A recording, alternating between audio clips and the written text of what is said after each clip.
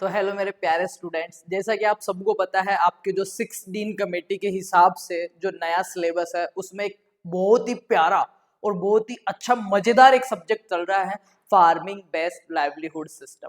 Farming का मतलब होता है खेती और लाइवलीहुड का मतलब अगर एक शब्द से मैं यहाँ पे लेता हूँ तो वो होता है आपकी आजीविका से, या फिर मैं कह सकता हूँ ऑक्यूपेशंस। ऑक्यूपेशन मतलब अपना रोजगार, आजीविका या रोजमर्रा की जिंदगी के लिए जो जितनी भी अपन क्रियाकलाप करते हैं, जो एक्टिविटीज करते हैं, वो सीधा सा उसका अर्थ जाता है लाइवलीहुड। लाइवलीहुड, ठीक है। तो अपन पढ़ रहे खेती पर आधारित जीवन प्रणालियां या जीवन मर्रा या जीवनचर्या, ठीक है। तो उसमें अपना फर्स्ट लेक्चर हो चुका है, मास्टर क्लासेस कर रहे हैं अपन।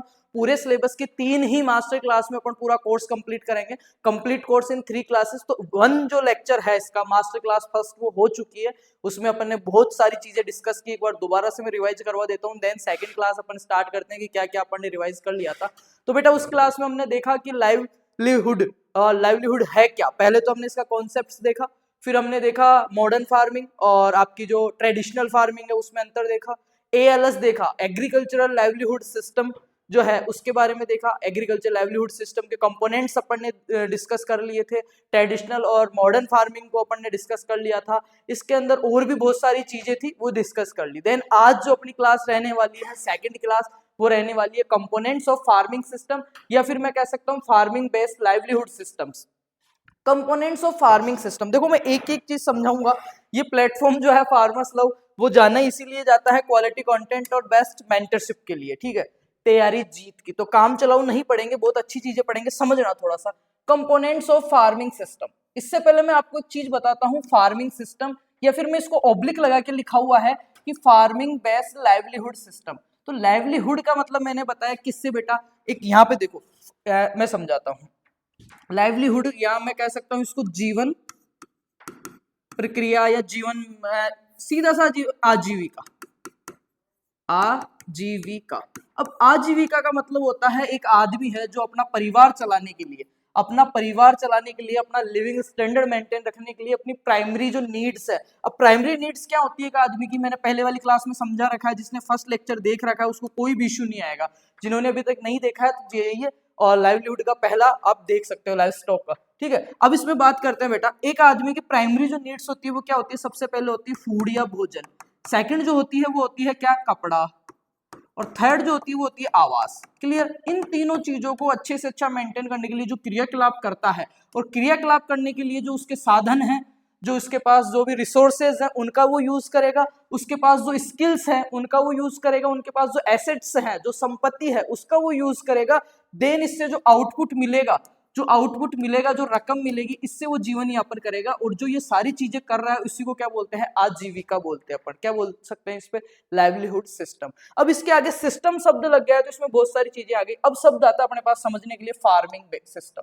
देखो फार्मिंग का मतलब होता है खेती, और सिस्टम लगते ही प्रणाली हो जाता है खेती प्रणाली, या फिर सिस्टम लगते हैं एक तरीके से फार्मिंग सिस्टम का मतलब। अब देखो खेती के अलावा जितनी भी चीजें आ रही है ना इसमें, जो एक एग्रीकल्चर का पूरा सिस्टम बनाती है। ऐसा तो है नहीं एग्रीकल्चर में अकेला क्रॉप प्रोडक्शन आता है। एग्रीकल्चर के अंदर एनिमल, आपका डेयरी प्रोडक्शन, ठीक है, आपकी फिशरीज हो गई, आपका फॉरेस्ट्री हो गया, आपका हॉर्टिकल्चर हो गया, एनिमल हस्बेंड्री हो गई, सारी चीजें मिक्स रूप से करके और फिर अपना एग्रीकल्चर फार्मिंग सिस्टम बनता है। जो अपन ने पहले वाले लेक्चर में बहुत अच्छे से डिस्कस किया कि एएलएस जो है आपका एग्रीकल्चरल लाइवलीहुड सिस्टम, एएलएस, उसके अप्रोचेस क्या हैं, उसके कंपोनेंट्स क्या हैं। मॉडर्न फार्मिंग और आपकी ट्रेडिशनल फार्मिंग जो है उसमें क्या परंपरागत खेती और आधुनिक खेती में क्या क्या अंतर थे, क्या क्या उसके लिए अपने पास दृष्टिकोण हमने देखे, अप्रोचेस वो देखी। तो आज का टॉपिक यही है। तो फार्मिंग सिस्टम किसे कहूंगा, फार्मिंग सिस्टम में देखो सारी चीजें आ जाएगी। अब सिलेबस के टॉपिक में आपको मिल जाएगा कि कंपोनेंट्स का मतलब होता है घटक।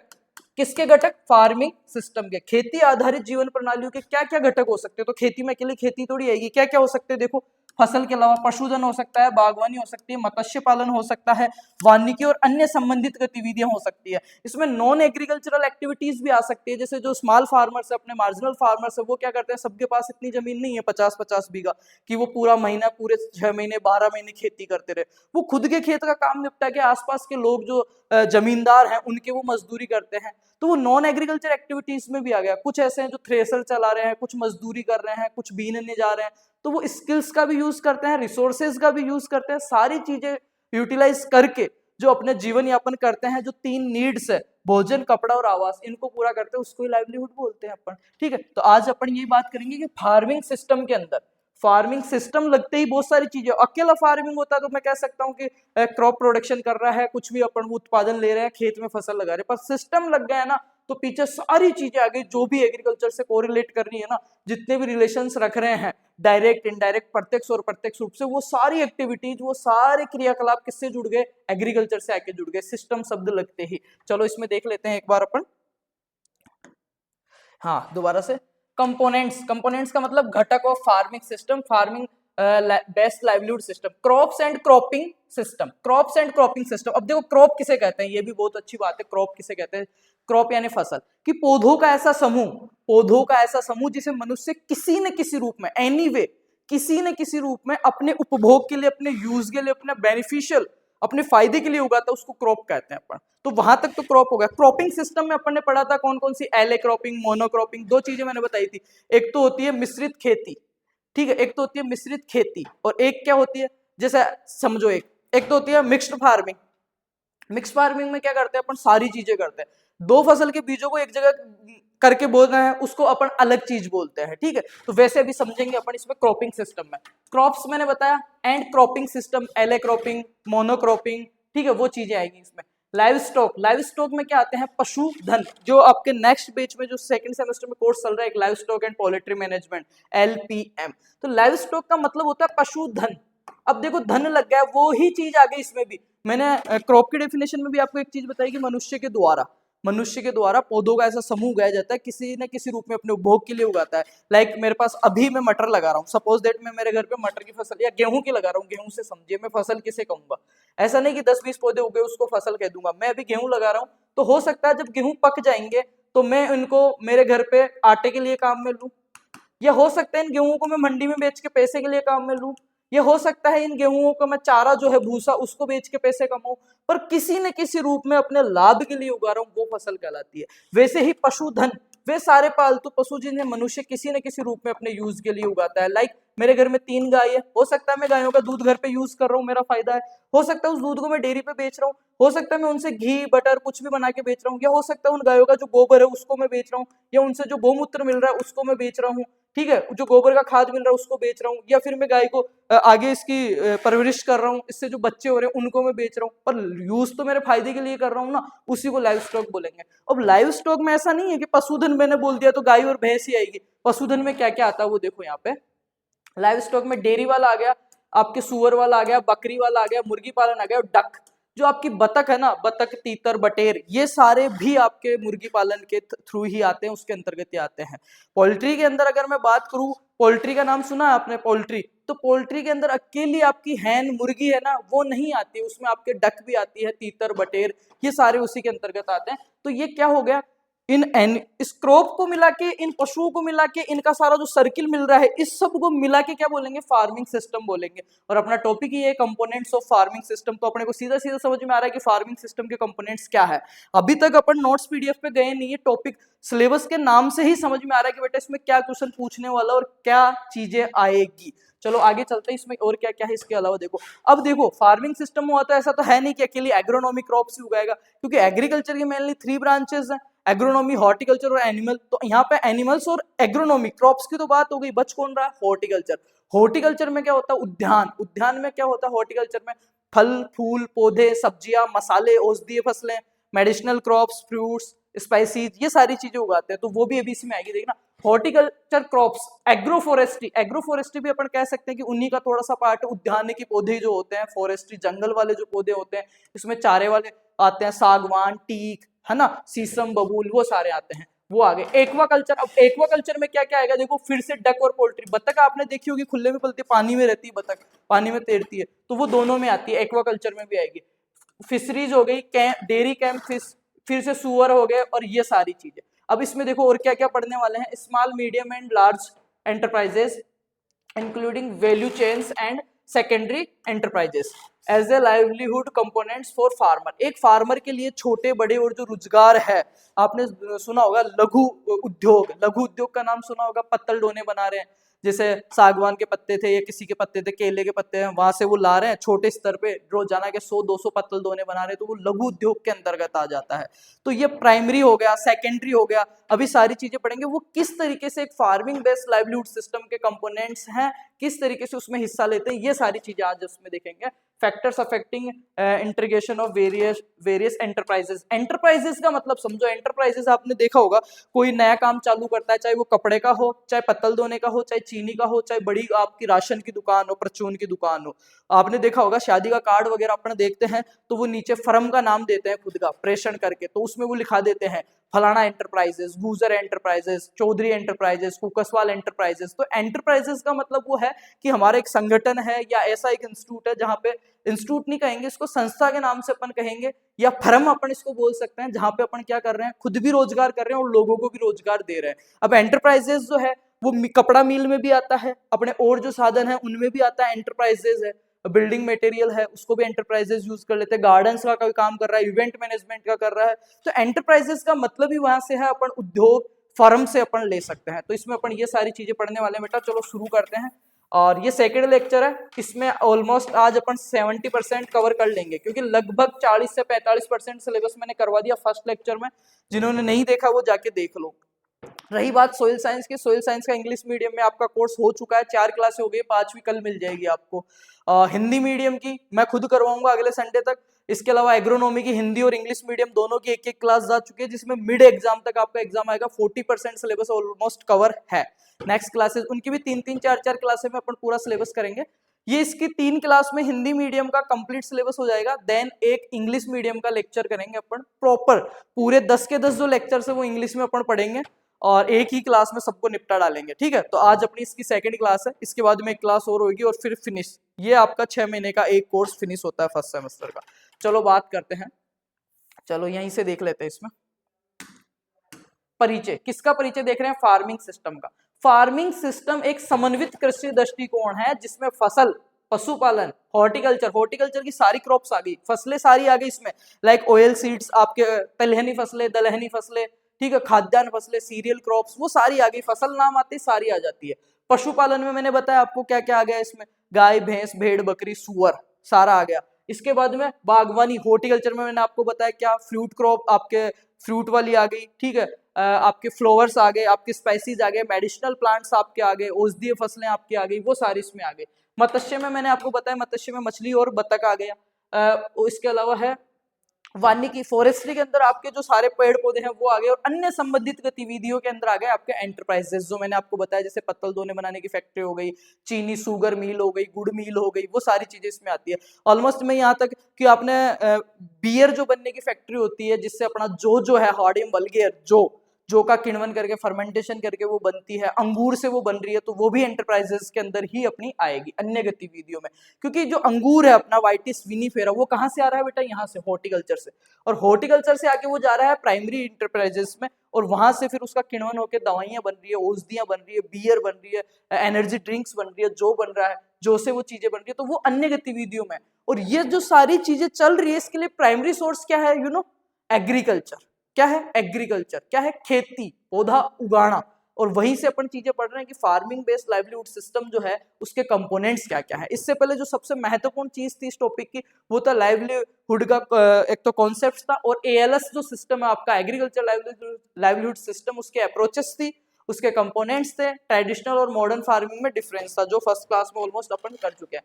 चलो कोई नहीं, इसी को देखते हैं, इंट्रोडक्शन देखते हैं। फार्मिंग सिस्टम एक समन्वित कृषि दृष्टिकोण है जिसमें फसल, पशुपालन, बागवानी, मत्स्य पालन, वानिकी और अन्य संबंधित गतिविधियां शामिल होती है। इसका उद्देश्य क्या है, देखो फार्मिंग सिस्टम तो आपको मैंने समझा दिया कि क्या होता है बेटा फार्मिंग सिस्टम, कि जिसमें agriculture, horticulture, animal, fisheries, forestry सबको मिश्रित रूप से, और अदर एक्टिविटीज है also include in enterprises, primary enterprises and secondary enterprises, okay, उन सबको मिला के फार्मिंग बेस्ड बोल दिया। पर इसका उद्देश्य क्या है, इसका मोटिव क्या है, ये क्यों बनाया गया, संसाधनों का अधिकतम उपयोग, जो अपने रिसोर्सेज है ना उनका ज्यादा से ज्यादा यूज किया जाए, ठीक है। मल्टी चीजें हो रही है इसमें। जैसे गाय है, गाय का दूध भी काम में ले लिया, दूध से कुछ अपने घर पे काम में ले लिया, घी बना लिया, घी नहीं बना तो इससे और चीजें पनीर खोआ ये बना के मिठाइयाँ बना के बेच रहे हैं। गोबर था, गोबर को खेत में भी डाल दिया, बच गया, जिसको घर पे काम में ले लिया, पोतने के लिए, लीपने के लिए। गोमूत्र था, गोमूत्र से अगरबत्तियां वगैरह बना ली, अगरबत्ती का फिर कहीं यूज हो रहा है, अगरबत्ती के लिए पॉलीथीन चाहिए तो वो वहां से बन के आ रही है।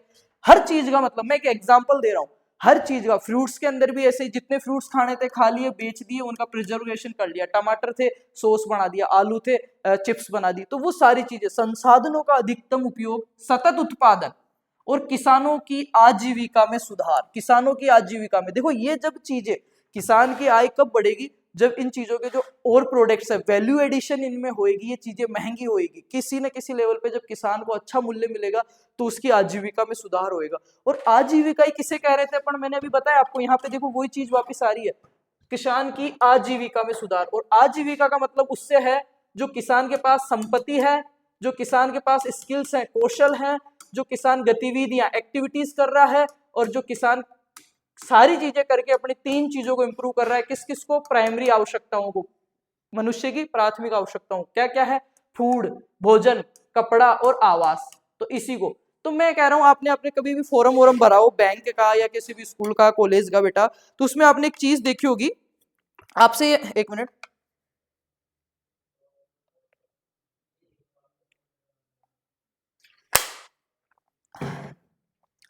आपसे फॉर्म भरवाते हैं तो पेरेंट्स डिटेल्स में ये चीज मांगते हैं कि आपका जो मदर या फादर है उसका ऑक्यूपेशन क्या है, ऑक्यूपेशन क्या है या प्रोफेशनल क्या है, उनका प्रोफेशन क्या है। तो ऑक्यूपेशन में अपन लिखते हैं, पापा जी के लिए अपन लिख देते हैं फार्मर, और मदर के लिए लिखते हैं हाउसवाइफ।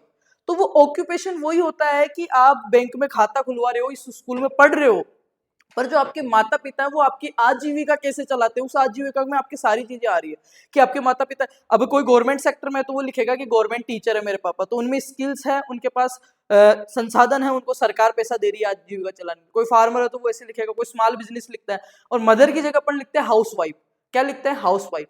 तो वो हाउसवाइफ और जो फार्मर लिख रहे हैं उसी का पर्यायवाची शब्द मैं एक तरीके से कह सकता हूँ आजीविका कह सकता हूँ, कि ऑक्यूपेशन मतलब वही होता है। तो कैसे, इसमें हमने पढ़ा कि ये जो अपना फार्मिंग सिस्टम है उसका उद्देश्य क्या है, क्यों इन सब चीजों को एक जगह जोड़ रहे हैं अपन, मोटिव क्या है, मैंने बता दिया कि ये फार्मिंग सिस्टम, पर इसका उद्देश्य क्या है इस कोर्स में। इसका उद्देश्य ये है कि इन चीजों को एक जगह जोड़ेंगे ना तो ज्यादा से ज्यादा अपन क्या कर पाएंगे, संसाधनों का अधिकतम से अधिकतम उपयोग कर पाएंगे, उनको यूटिलाइज कर पाएंगे बेटा। और जब उनको यूटिलाइज करेंगे तो उत्पादन अच्छा कर पाएंगे, और जब उत्पादन अच्छा होगा और संसाधन अच्छे यूटिलाइज होंगे तो उसकी रेट और डिमांड है जो बाजार में, सप्लाई एंड डिमांड अच्छी मिलेगी।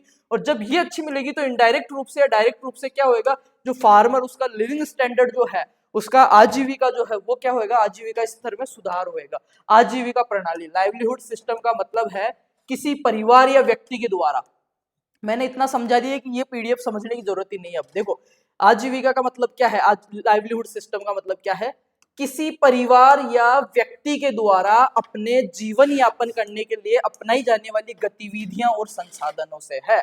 अपने, अब परिवार के लिए या तो एक इंडिविजुअल पर्सन है वो, या फिर एक मुखिया परिवार का जो अपने पूरे परिवार को, बच्चों को पालने के लिए जो चीजें करता है। गतिविधियों का मतलब होता है बेटा एक्टिविटीज, लाइक वो क्या क्या काम कर रहा है। और संसाधनों में दो चीज आती है, एक तो आते हैं प्राइमरी संसाधन, प्राकृतिक संसाधन, प्राकृतिक संसाधन जो कि इनका यूज करता है। प्राकृतिक संसाधनों में क्या आता है आपके, हवा, पानी, बिजली, मतलब सूरज, लाइट, सूर्य, और भूमि, मृदा।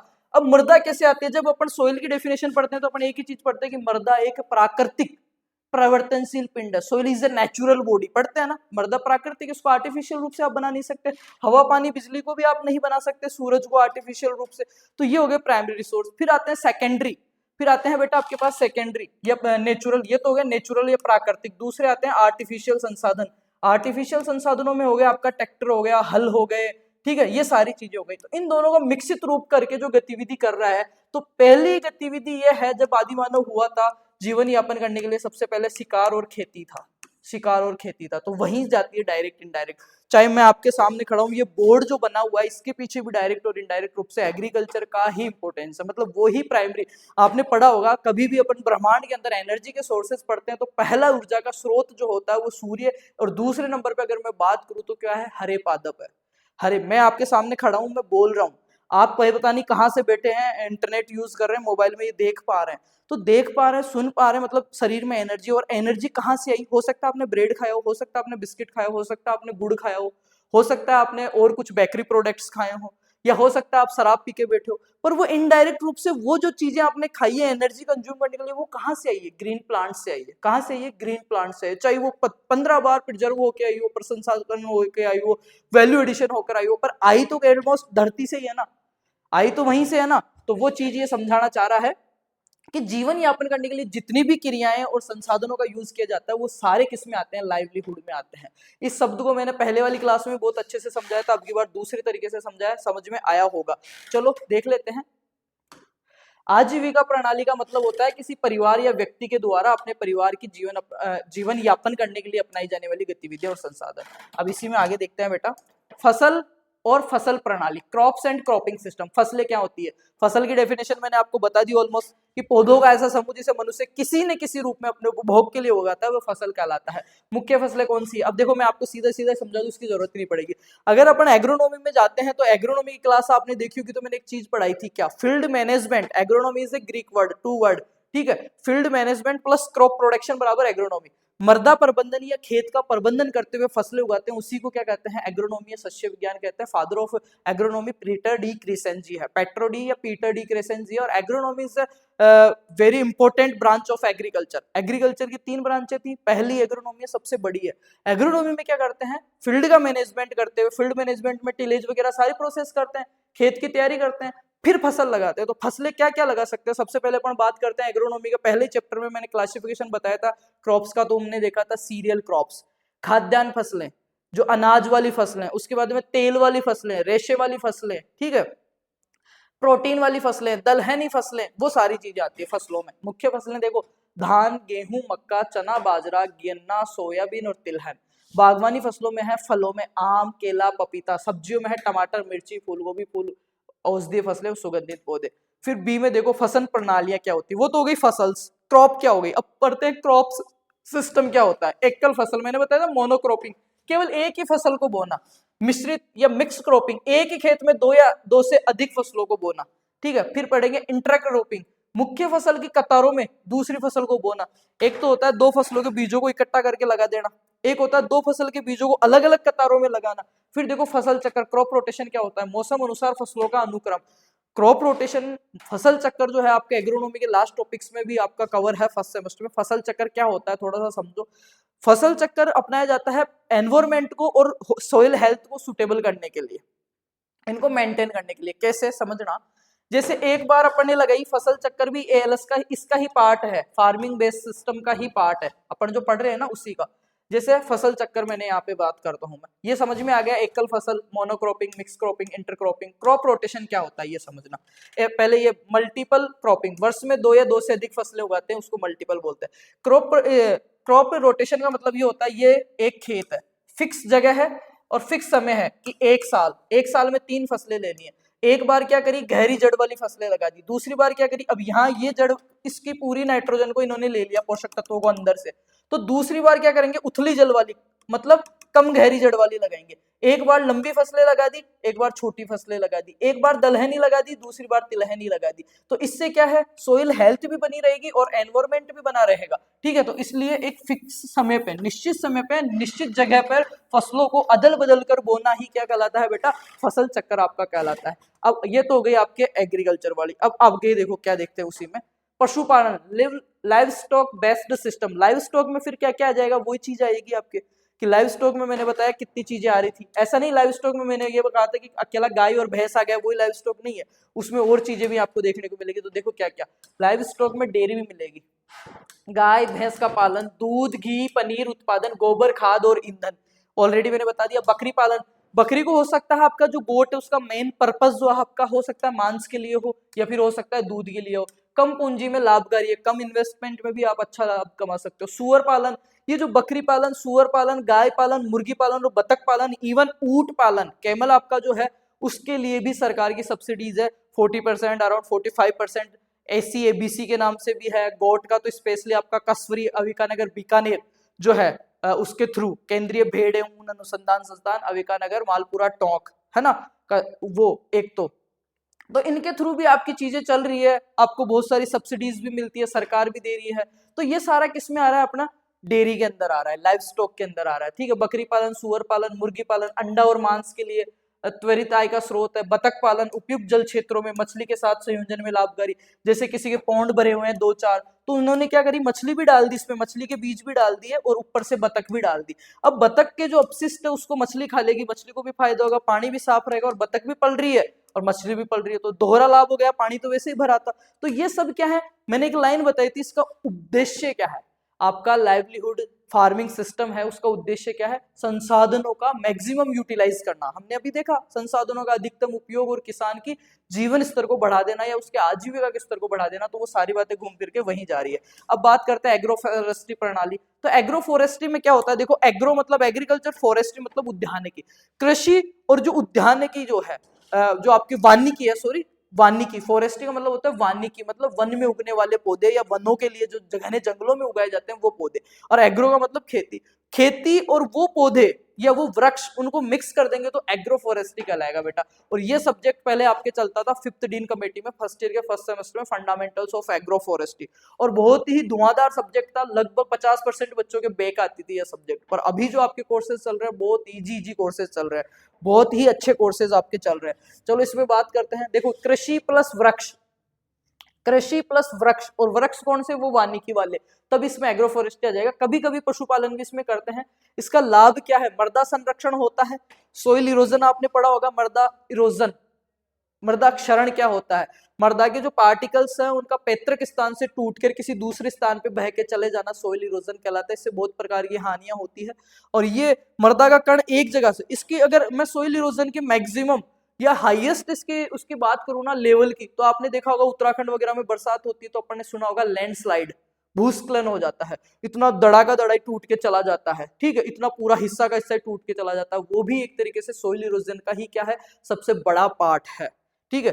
तो वो अगर वहां पे बहुत सारे वृक्ष होंगे, ये चीजें होगी, तो जड़ों से क्या होगी, सोइल चपकी हुई रहेगी, तो क्या होगा, सोइल इरोजन नहीं होएगा, तो मृदा संरक्षण हो जाएगा, क्या हो जाएगा, मृदा कंजर्वेशन हो जाएगा, सोइल कंजर्वेशन वो हो जाएगा बेटा। समझ रहे हो ना कि एग्रो फॉरेस्ट्री जो है अपना livelihood farming based livelihood system जो है, उसमें फार्मिंग सिस्टम है, फार्मिंग सिस्टम के अंदर सारी चीजें आती है, जिसमें हमने फसल्स के बारे में देख लिया, एनिमल्स के बारे में देख लिया, हॉर्टिकल्चर के बारे में देख लिया। अब हम देख रहे हैं फसल प्लस पौधे वृक्ष, उनके बारे में कि वो कैसे सिस्टम के अंदर लाभदायक है। तो मृदा संरक्षण करते हैं, चारा इनसे मिल जाता है, ईंधन के लिए लकड़ी मिल जाती है, पर्यावरण संतुलन रहता है। ये भी 3 प्रकार का है, एग्रो सिल्वीकल्चर, एग्रो सिल्वीकल्चर फसल प्लस वृक्ष, एग्रो पशु फॉरेस्ट्री, इसको बोलेंगे एग्रो एनिमल फॉरेस्ट्री, फसल वृक्ष और पशु, सिल्वो पशुपालन, इसको बोलेंगे सिल्वो फॉरेस्ट्री एनिमल, है ना। इसमें वृक्ष प्लस चराई भूमि, फसल नहीं लगा रखी, सिर्फ पौधे लगे हुए हैं, बीच में घास फूस उग रही है, उसमें खुले पशुओं को छोड़ देते तो चर के आ जाते हैं वो, ठीक है, ये हो गया। मत्स्य पालन पर आधारित प्रणालियां, मत्स्य पालन पर एक्वाकल्चर बेस्ड सिस्टम लगते हैं, इसे समझ लिया करो, वो एक चीज नहीं रहती, वो सारी चीजों को ऑब्जर्व कर लेती है, आसपास की जो रिलेशन वाली चीजें। अब इसमें देखो डक पोल्ट्री सिस्टम हो गया, बतख और मुर्गी के मल से मछली तालाब में पोषण, ये मैंने ऑलरेडी बता दिया। डेयरी अपशिष्ट, जैसे जल से डेयरी अपशिष्ट जो है उनको पानी में डाल दिए, सुअर के मल से मछली तालाब की खाद, सुअर पाल रहे हैं, सुअर भी बेच रहे हैं अच्छे से, सुअर का दूध भी बेच रहे हैं, मांस बेच रहे हैं, सारी चीज बेच रहे हैं, और सुअर का जो अपशिष्ट है उसको डाल दिया आपके कूड़े वाले उसमें, तो उससे क्या है, उसको मछली खा रही है। इससे क्या होगा, पोषण, सुरक्षा, आय में विविधता। आय में विविधता जो शब्द है वो बहुत इंपॉर्टेंट है। आय में विविधता का मतलब है कि अलग अलग आय प्राप्त करना, अलग अलग सोर्स से, किसी एक सोर्स या एक संसाधन पे अस्तित्व न रखना कि यार कल को अगर मेरा सुअर मर गया तो मैं तो बर्बाद हो गया, नहीं, सुअर मर गया तो क्या होगा, इसमें देखो पिग्गी कम फिश, मछलियों से पालन हो जाएगा, मछलियों ने घाटा दे दिया इस साल तो सुअर से हो जाएगा।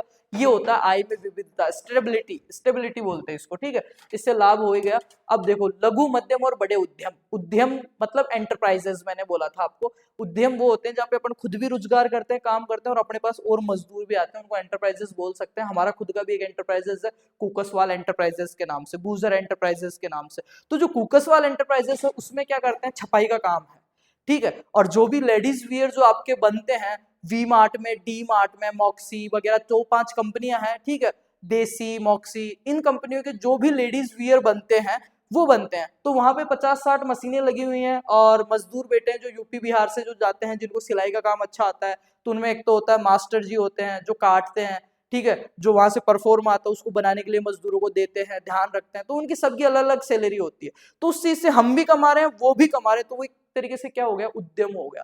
अब वहां पे अगर 8-7 मजदूर बैठे तो वो स्मॉल उद्यम हो गया, छोटा वो हो गया उद्यम। और वहां पे अगर 50 से ज्यादा मजदूर हमने बिठा दिए तो वो बड़ा हो गया। दूसरा मैं बात करूं, समझाने के लिए एग्जांपल दे रहा हूँ, गुजर एंटरप्राइजेस, उसमें क्या है, बड़ी राशन की दुकान है किराने की, जिसमें आपको ये पशु आहार, अपने घरेलू सामान सारा, ये सारी चीजें आपको मिल रही है। साथ में आपको ये गेहूं वगैरह, आटा वगैरह, सारी चीजें, मतलब एक दैनिक जीवन के लिए जो चीजें चाहिए वो सारी चीजें मिलती है। तो वो एंटरप्राइजेस होगा, उसमें 4-5 लोग काम कर रहे हैं। तो स्मॉल एंटरप्राइजेस और बिग एंटरप्राइजेस यही होते हैं, ठीक है। अब कहीं पे भी आपको नाम दिखे किसी ट्रॉली पे, किसी कार्ड पे एंटरप्राइजेस, तो मतलब समझ जाना कि ये उसका कुछ ना कुछ क्या है, धंधा है, उसका उद्यम है, ठीक है। अब ये देखो, स्मॉल एंटरप्राइजेस में क्या आता है, डेयरी ऑलमोस्ट है अपने, मुर्गी पालन नहीं है, बकरी पालन है, छोटे बागवानी है। इसके बाद में बात करते हैं कम पूंजी में स्थानीय बाजार में, मीडियम स्केल एंटरप्राइजेस क्या होते हैं, सुअर, डेयरी, फ्लावर, ये चीजें कर रखा है, सुअर पाल रखा है तो मीडियम स्केल। लार्ज में क्या आता है, देखो लार्ज स्केल एंटरप्राइजेस में क्या आता है, औद्योगिक पैमाने पर खेती करना, बड़े बड़े 4-5 पोली हाउस लगा रखे हैं, तो वो किस में आ जाएगा, लार्ज में आ जाएगा बेटा, है ना। चाय, कॉफी, एकीकृत फार्मिंग आदि। Value chains and secondary, value chains क्या होती है, देखो जो अपना प्रोडक्शन है, जो अपना प्रोडक्शन है उसको मार्केट में भेजने के लिए उसका मूल्य बढ़ा दे रहे हैं, और मार्केट में मतलब प्रोडक्शन कर रहा है, वहां से लेके जो यूज कर रहा है कस्टमर है वहां तक पहुंचाने के लिए। आपने देखा होगा अपने, अभी जैसे हम मार्केट में रह रहे हैं, घर से दूर रह रहे हैं, ठीक है, हमारे घर पे अभी मूंगफली लगी हुई है, क्लियर, ये हमारे मटर लगता है, हमारा मटर बिकता है 15 रुपए किलो। वही मटर जयपुर से जब एक्सपोर्ट होके वहां से 15 रुपए किलो किसान उसको खरीद बेचता है, वो उससे 16 रुपए किलो में ले लेते हैं। फिर वो क्या करते हैं, जो बड़े आढ़ती है उनको 20 में बेचते हैं, वो 20 वाले क्या करते हैं, ट्रक भर के उसको चारों तरफ सप्लाई कर देते हैं, वो मंडी में चलाता है, मंडी में से जो ठेले वाले हैं उसको 22 में खरीद लाते हैं, 22 में खरीद के जब वो दोबारा उपभोक्ता के पास जाता है सब्जी के लिए सिटी वालों को, तो वो 25 या 30 में जाता है, सब अपना अपना मार्जिन काटते हैं। वहां 15 से निकला था 30 तक आ गया। वो जो चीजें हैं वो क्या है, इसकी वैल्यू चेन्स है, राइट, उसको बोलेंगे सेकेंडरी एंटरप्राइजेस। कृषि उत्पादों की प्रसंस्करण इकाइयां, पैकेजिंग, विपणन, मैंने बताया ना, जो आपकी बियर, माल्ट वगैरह जो चीजें हो गई, कोई भी आपका चिप्स, टोमेटो चिप्स हो गई, केचप हो गया, वो सारी जो चीजें बनती है, आंवला मुरब्बा हो गया, कैंडीज हो गई, वो किस में आती है, इसमें आती है। प्रसंस्करण इकाइयां, पैकेजिंग, विपणन, जैविक खाद उत्पादन आदि। किसानों की आय बढ़ाने और रोजगार सृजन में महत्वपूर्ण है। विभिन्न उद्यमों के एकीकरण को प्रभावित करने वाले कारक, factors affecting the integration of the enterprises, क्या क्या है।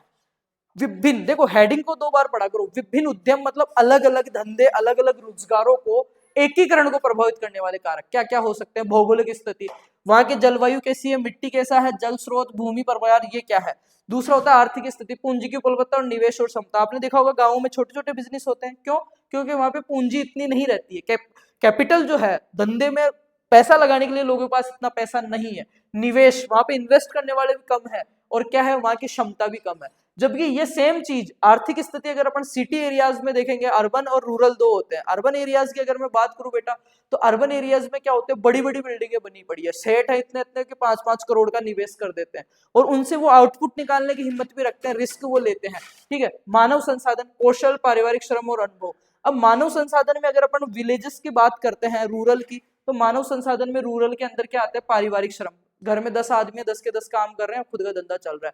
जबकि सिटी में जो रह रहे हैं उनको तो सबको ही काम की जरूरत है, तो सभी में कोई ना कोई स्किल्स होती है, कोई कॉर्पोरेट का काम कर रहा है, कंप्यूटर चलाने जाता है, 20,000 रुपए लेके आता है ना, कोई सिलाई वाले धागे काट रही है औरतें, कोई क्या कर रही है, तो वहां पे तो श्रम की कमी नहीं है, वहां पे तो मजदूरों की कमी नहीं है। संसाधन उपलब्धता में देखो, जल, भूमि, चारा, बीज और तकनीक। अब सिटी में तकनीक ज्यादा है, गांव में तकनीक कम है, ठीक है। बाजार मांग, बाजार और मांग, मार्केट एंड डिमांड, स्थानीय बाजार, कीमत, विपणन और सुविधा। लाइक यहाँ पे कोई चीज पैदा हो रही है, ग्वालियर से अभी जैसे राइट में क्लास ले रहा हूँ, तो ग्वालियर में कोई चीज पैदा हो रही है, मध्य प्रदेश को सोया प्रदेश बोलते हैं, तो मेरे को एक चीज बताओ, यहाँ पे तिलहन, सोयाबीन जो है वो ज्यादा हो रहा है, चीजें ज्यादा हो रही है, तो यहाँ पे उनकी कीमत कम होगी बजाय दूसरी जगह की। लोकलिटी में वो कहते हैं ना, घर का जोगी जोगना, आण गांव का सिद्ध, तो घर की मुर्गी दाल बराबर। तो जहां पे चीजें पैदा हो रही है वहां के लोग क्यों खरीदेंगे लोकलिटी में, तो लोकलिटी में तो उसकी डिमांड भी कम रहेगी, और जब डिमांड ही कम रहेगी तो प्राइस तो गिरना है ही। सप्लाई डिमांड, जब मार्केटिंग अपन पढ़ते हैं तब मैंने पढ़ा रखी है सारी चीजें कि सप्लाई डिमांड कैसे वर्क करती है। मंडियों में पता है भाव कैसे बढ़ाया जाता है, हमारे से माल खरीद रहे हैं, आपको पता है बीच में प्याज का भाव इतना ज्यादा बढ़ा था, कैसे बढ़ता है वो समझना, उसको सप्लाई डिमांड को, प्याज को वो सस्ते में खरीद रहे हैं, खरीदते रहते हैं, खरीदते रहते हैं, खरीदते रहते हैं, वो क्या करते हैं, उसमें निवेश करते हैं, उसको क्या करते हैं, अपने जो स्टोरेज है उनमें जमा कर देते हैं, लाखों कुंटलों माल जो है जमा कर देते हैं, वो उसको आगे देते नहीं, आगे नहीं देते हैं तो डिमांड घट गई, ठेलों पे प्याज आ ही नहीं रहा है, अब लोगों को तो सब्जी खानी है, तो फिर वो प्याज थोड़ा थोड़ा सप्लाई करेंगे और उसको लोगों से तो किसानों से तो लेगा 20 रुपए किलो, उधर उनको देंगे वो 40। जब उसके पास 40 में भी फिक्स माल दे रहे हैं उसको, 40 रुपए किलो में भी ऐसे नहीं कि तू 2 कट्टे ले जा 10 कट्टे ले जा, उसको फिक्स माल दे रहे हैं, जब वो ले जाके उसको बेचेगा तो खरीदने वाले 50 है, तो वो अपने माल को अपने हिसाब से बेचेगा तो अच्छा मार्जिन लेगा वो। तो सप्लाई और डिमांड ये वो चीज होती है। इसमें देखो स्थानीय बाजार, तो स्थानीय बाजारों में कम मिलेगी, अगर उसको वो बाहर कहीं ले जाके बेचता है तो ज्यादा मार्केट उसको मिलता है, कीमत भी अच्छी मिलती है और विपणन सुविधा भी उनको मिलती है। गवर्नमेंट पॉलिसी, सरकारी नीतियां भी इन छोटे और बड़े रोजगार जो है उद्यम एंटरप्राइजेज उनको इफेक्ट करती है। कैसे करती है? सब्सिडियां, ऋण, सब्सिडी मिलती है, लोन मिलता है, तकनीकी सहायता भी मिलती है, सांस्कृतिक और सामाजिक, कल्चरल एंड सोशल फैक्टर्स। इसमें देखो परंपराएं, स्थानीय ज्ञान, सामाजिक संगठन, ये भी इनको इफेक्ट करते हैं। कुछ ऐसे सामाजिक संगठन होते हैं जो चलने भी नहीं देते उद्यम्स को। जैसे मैं अगर थोड़ा सा एग्जांपल बताऊं, प्रैक्टिकल बात अपन करते हैं कोर्स से हटके, तो लाइक हमारी जो ढाणी है वहां पे 2-4 विलाज, जो जमीन थी, किसान को पैसे की जरूरत थी, उन्होंने जमीन अपनी सेल कर दी, तो वहां पे 2-4 ऐसे बड़े ग्रुप, ठीक है, बोविस्टा और 3-4 ग्रुप है, उन्होंने वहां पे विलाज मतलब जमीन खरीदी और अच्छा खासा लगभग 8 से 10 करोड़ का इन्वेस्ट किया और अच्छे फार्म हाउस और विला बना दिए उन्होंने। अब वो क्या कर रहे हैं, वहां पे क्लब टाइप में बना दिया, तो बाहर के लोग उनको ऑनलाइन बुक करते हैं और वहां पे आते हैं, ठीक है, और उनका पर डे का रेंट जो रहता है लगभग 20,000 से 25,000 रुपए रहता है। उसमें आपको स्विमिंग पूल, डीजे वगैरह सारी मतलब फैसिलिटीज मिलती है इंजॉयमेंट की, राइट। अब वो रह गया सिटी से 20 किलोमीटर दूर गांव में, ढाणी में। अब वो आते हैं, शराब भी पीते हैं, नशा भी करते हैं, सारी चीजें करते हैं, उधम भी करते हैं, तो इससे क्या है, वहां के जो ढाणी के लोग हैं उनको क्या होता है, थोड़ा सा अनकंफर्टेबल महसूस होता है। अब उन्होंने बेच तो दी पर होता है, तो फिर वो क्या करते हैं, आपस में लड़ाई होती है और वो जो उनके कस्टमर्स आ रहे हैं, जो क्लाइंट्स आ रहे हैं, उनको परेशान करते हैं, या उन क्लाइंट्स से वो परेशान होते हैं, या उनसे क्लाइंट्स परेशान होते हैं। तो कहीं ना कहीं ये जो चीज आ रही है सामाजिक कारक, इस वजह से बाद में वो नहीं चल रहा, फाइनली उस पर केस हुआ, उसके 8-10 करोड़ वहीं रह गए, और उन्होंने जो रास्ता था उसमें कुछ अभी कानूनी कार्रवाई चल रही है, पर वो इफेक्ट हो गया। इसलिए मैं बता रहा हूँ कि सामाजिक कारक जो अपने सोशल जो है वो भी, अब वो सेम चीज अगर वो कहीं और इन्वेस्ट करते तो और ज्यादा चलती, तो सोशल चीजें भी अपने को देखनी पड़ती है, अपन किस माहौल में रह रहे हैं, किस जगह पे कौन सा बिजनेस कर रहे हैं, उसको समाज, वहां के लोग और सोशल फैक्टर्स बहुत ज्यादा इफेक्ट करते हैं बेटा। वहां का कल्चर क्या है, अब हमारे ढाणी का ऐसा कल्चर ही नहीं है कि वहां पे लोग रात को 2 बजे आ रहे हैं, दारू पी के नाच रहे हैं, नहीं है ना। तो इस वजह से क्या हुआ, वो चीजें बंदी हो गई, और अपन पढ़ क्या रहे हैं, यहाँ पे ऊपर देखो विभिन्न प्रकार के उद्यम, तो एक तरीके से वो भी एंटरप्राइजेस हो गए, उनका एकीकरण करने के लिए क्या क्या कारक होते हैं, तो भौगोलिक स्थिति, आर्थिक स्थिति, मानव संसाधन, ये सारी चीजें करके लास्ट में पॉइंट आए, तो मैंने एक उदाहरण दिया, आई होप सही से समझ में आया होगा कि कैसे एक छोटे या बड़े बिजनेस में या उद्यम के अंदर वहां के लोग कैसे मैटर करते हैं, वहां के लोग कैसे मैटर करते हैं। तो ये आपके समझ में आ गया होगा कि वहां की संस्कृति, वहां का कल्चर। अब सेम चीज अगर वो मुंबई में खोलता, गोवा में खोलता, तो कोई किसी को इश्यू नहीं है, कोई कभी भी आओ, कभी भी जाओ, किसके साथ हो, कैसे कपड़े पहनो, कोई इश्यू नहीं। और वहां के कल्चर के हिसाब से सुटेबल नहीं था, तब ये चीज उनके सामने आई। चलो लास्ट पॉइंट देखते हैं। डू यू नो, खेती आधारित जीवन प्रणाली में फसल, पशुपालन, बागवानी, मत्स्य पालन और उद्यमों का समन्वित संतुलन, समन्वय आवश्यक है। इस लाइन को समझना, बहुत ही बड़ी लाइन है, दिखने में छोटी सी है। इसमें ये कह रहा है कि क्या आप जानते हो, खेती आधारित आजीविका प्रणाली, फार्मिंग बेस्ट लाइवलीहुड सिस्टम में फसल, एनिमल्स, हॉर्टिकल्चर, फिशरीज और आपका अन्य जो ये बिजनेस है, उनका क्या है, परस्पर संतुलन बनना आवश्यक है, तभी वो अच्छी तरीके से यूटिलाइज हो पाएंगे और अच्छे से अच्छा अपने को पैसा दे पाएंगे। अब बात करते हैं इंटीग्रेटेड फार्मिंग अपनाने से क्या होता है। इंटीग्रेटेड फार्मिंग अपनाने से क्या होगा, आय में वृद्धि होगी, जोखिम कम हो जाएगा। इंटीग्रेटेड का मतलब वो ये सबको मिक्सअप करके, जिसे अपन पढ़ते हैं IPM, integrated pest management, INM, integrated nutrient management, कि कम से कम में ज्यादा से ज्यादा लें, उसको इंटीग्रेटेड में कह सकता हूँ, या मिश्रित रूप से एक साथ काम करें, उसको इंटीग्रेटेड कह सकता हूँ। तो एक साथ खेती करने से या मिश्रित खेती करने से क्या फायदे होंगे, आय में वृद्धि होगी, जोखिम कम होएगा, एक चीज फेल हो गई तो दूसरे के भरोसे काम चल जाएगा, रोजगार के अवसर मिलेंगे। मैं वहीं पे आंवला लगा रखा हूँ, वहीं पे और चीजें लगा रहा हूँ, वहीं आंवले से मुरब्बा बना रहा हूँ, कैंडी बना रहा हूँ, तो रोजगार के अवसर मिलेंगे, सतत कृषि का विकास सुनिश्चित होगा। तो ये हो गई आज की क्लास। अब इसी में अपन जो नेक्स्ट टॉपिक कवर करने वाले हैं उसकी बात कर लेते हैं बेटा। सही से दिख रहा है सभी को? चलो उसके बाद में अपनी एक क्लास और रहेगी, उसको भी अपन जल्दी से देखेंगे। Wait a minute.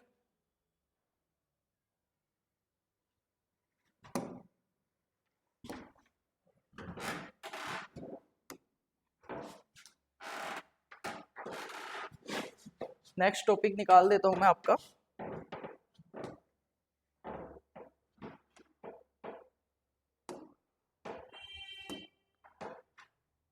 टॉपिक 5, ठीक है, इसके बारे में बात कर लेते हैं अपन।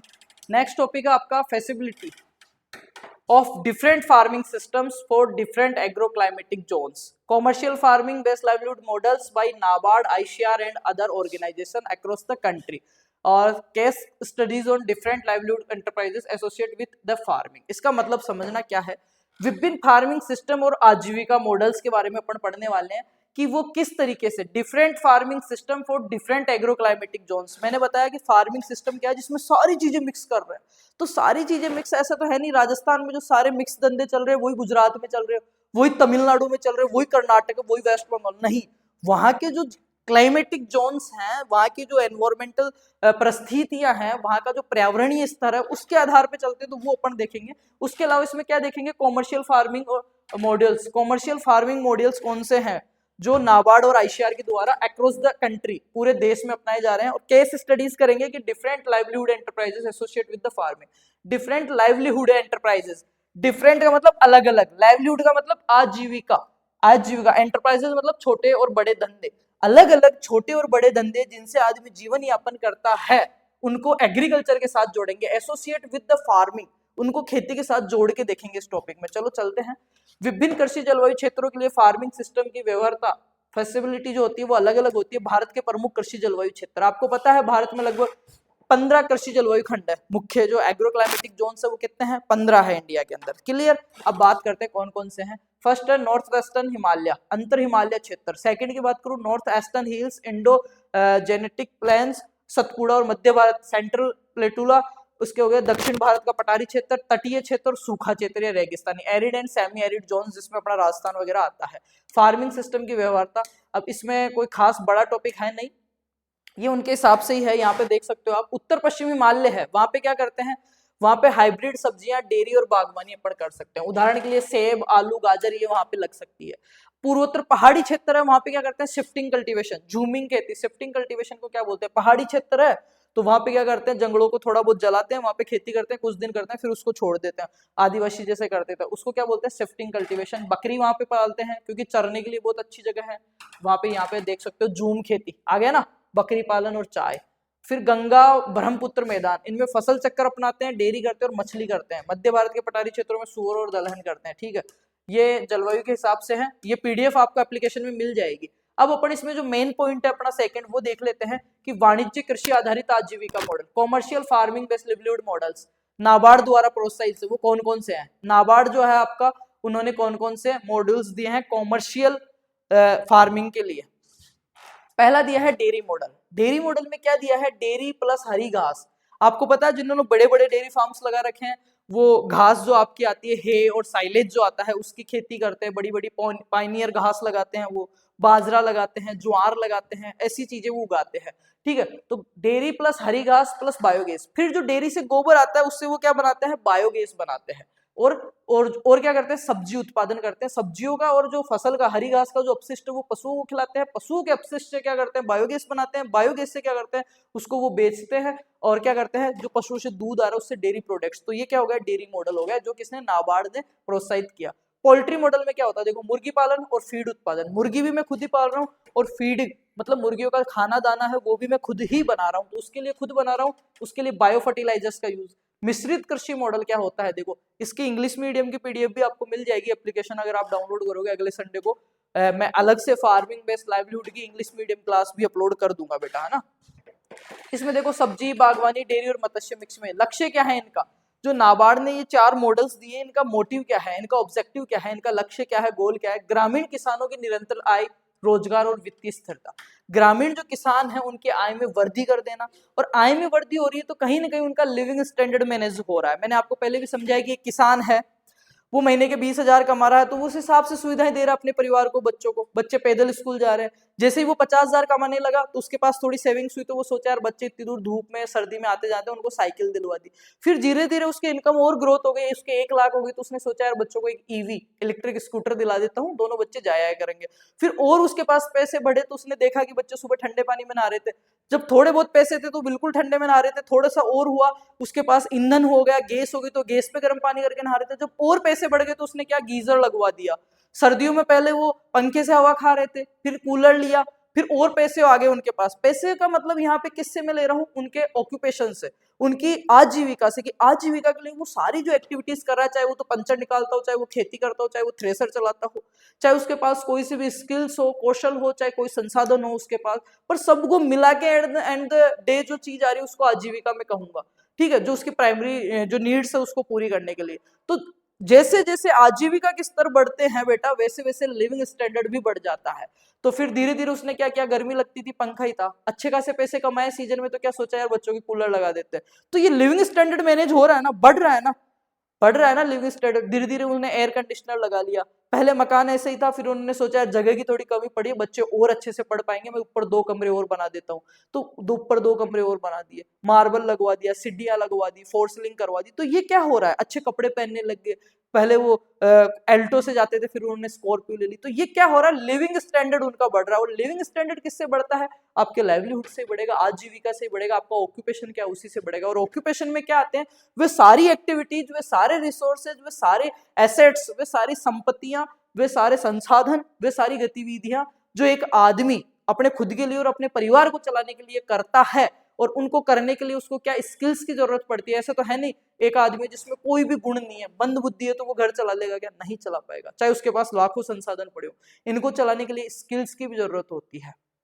स्किल्स का मतलब होता है कौशल, उसको ज्ञान की भी, नॉलेज की भी, स्किल्स की भी जरूरत होती है। मेरे को नॉलेज है, फिर मेरे पास संसाधन नहीं है, तो मैं दूसरे के संसाधनों से भी किराया करके कमा के ले आऊंगा, पर मेरे पास नॉलेज ही नहीं है, मेरे पास स्किल ही नहीं है, कौशल ही नहीं है, और मेरे पास लाख संसाधन पड़े, मैं कुछ नहीं कर पाऊंगा। तो अकेला संसाधन ही नहीं, लाइवलीहुड में सारी चीजें मैटर करती है। क्या क्या बेटा, आपके स्किल्स, कौशल, आपके एसेट्स, आपकी संपत्ति, संपत्ति भी तो होना चाहिए इन्वेस्ट करने के लिए, ऐसे तो मैं क्या कमाऊंगा, है ना, आपके रिसोर्सेज और आपकी एक्टिविटीज, आपकी गतिविधियां, इन चारों को मिश्रित रूप से अपन लाइवलीहुड कह सकते हैं, ठीक है। तो इसका लक्ष्य ये है कि ग्रामीण किसानों की निरंतर आय में वृद्धि, रोजगार मिलेगा, वित्तीय स्थिरता आ जाएगी। कई बार कुछ ऐसा भी हो गया तो उनके पास 1,50,000 पड़े रहेंगे। आईसीआर और अन्य संगठन, आईसीआर आपका Indian counselling of agricultural research, वैज्ञानिक और तकनीकी सहायता प्रशिक्षण, आईएफएस मॉडल्स का प्रचार करता है। आपके जो केवीके हैं, जैसे केवीके कृषि विज्ञान केंद्र, पहला केवीके कहाँ पे खुला था, मेरे को कमेंट कर देना जो बच्चे क्लास देख रहे हैं, कि राजस्थान का प्रथम केवीके और भारत का प्रथम केवीके कब खुला था, 1974 पांडिचेरी, ठीक है। और राजस्थान का कब खुला था, फतेहपुर सीकरी के अंदर। तो मेरे को वो कमेंट कर देना, आप मेरे को पता लग जाएगा कि यहाँ तक बच्चे ने क्लास देखी है। केवीके में क्या करती है, वहां की जो लोकल केवीके में होता है एआरएस, ठीक है, एक तो होते हैं एसएमएस, सब्जेक्ट मैटर स्पेशलिस्ट होते हैं। वो क्या करते हैं, जैसे कोई एग्रोनॉमिस्ट लगा हो तो एग्रोनॉमी की जितनी भी क्रॉप्स है उनके बारे में। वहां के जो लोकल केवीके क्या होते हैं, हर 20-25-30 किलोमीटर में आपको यूनिवर्सिटी जोन के हिसाब से देखने को मिलेंगे। एक केवीके यहाँ तो एक 40 किलोमीटर दूर, 30 किलोमीटर दूर देखने को मिलेगा। कुछ सरकारी केवीके होते हैं, कुछ प्राइवेट केवीके, एनजीओज होते हैं। ये क्या करते हैं, वहाँ की जो लोकल क्रॉप्स हैं, लोकल वहाँ की फसलें हैं, वहाँ की जो डिजीज है, वहाँ के जो पेस्ट मैनेजमेंट है, उनके बारे में आपको नॉलेज देते हैं, आपको अच्छी जिसको मैं कह सकता हूँ वैरायटी का बीज अवेलेबल करवाते हैं, आपको नॉलेज देते हैं कि आप ये खाद नहीं ये यूज लीजिए, है ना।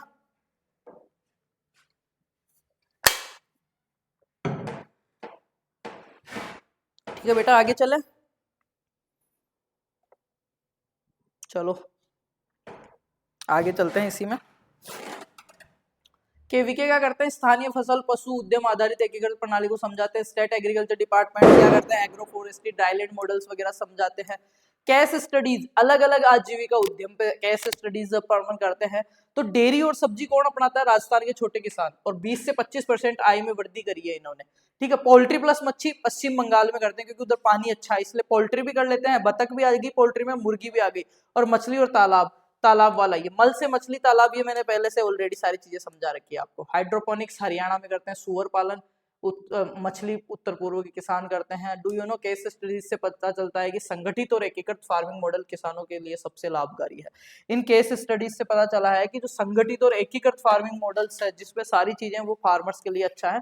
निष्कर्ष इसका देख लेते हैं कि विभिन्न कृषि जलवायु क्षेत्रों के लिए फार्मिंग सिस्टम की चयनशीलता अत्यंत महत्वपूर्ण है, ये ऑलरेडी मैंने समझा रखी है।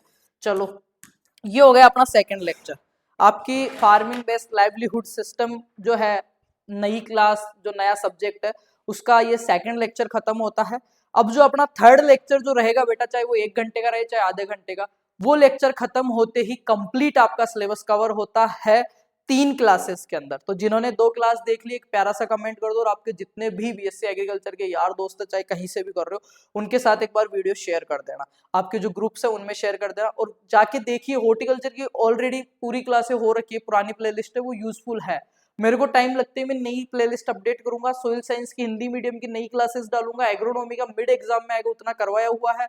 अब आपका जो आपका पर्सनैलिटी डेवलपमेंट वाला है वो मैं अभी करवा दूंगा, मतलब education physiology and rural sociology, वो पोर्शन भी मैं बहुत जल्दी करवा दूंगा। तो ये सारी क्लासेस देखिए। इसके अलावा आपको वीडियोस मिलेंगे अगर आप विजिट करोगे तो, कि बीएससी एग्रीकल्चर में कॉपी कैसे लिखते हैं, ओजीपीए सीजीपीए क्या होती है, फर्स्ट सेमेस्टर में टॉप कैसे करें, ये सारे वीडियोस हैं। आप जाइए यूट्यूब पे चेक कीजिए, इन क्लासेस के आपको नोट्स चाहिए हैं तो आप फार्मर्स लव एग्रीकल्चर के नाम से गूगल प्ले स्टोर से ऐप इंस्टॉल कीजिए, उसमें new batch free of cost मिलेगा, उसमें सारे सब्जेक्टों की क्लासेस भी और नोट्स पीडीएफ आपकी डाउनलोड हो जाएगी। इवन ये दोनों और इंग्लिश मीडियम नोट्स भी आपको डाउनलोड हो जाएंगे।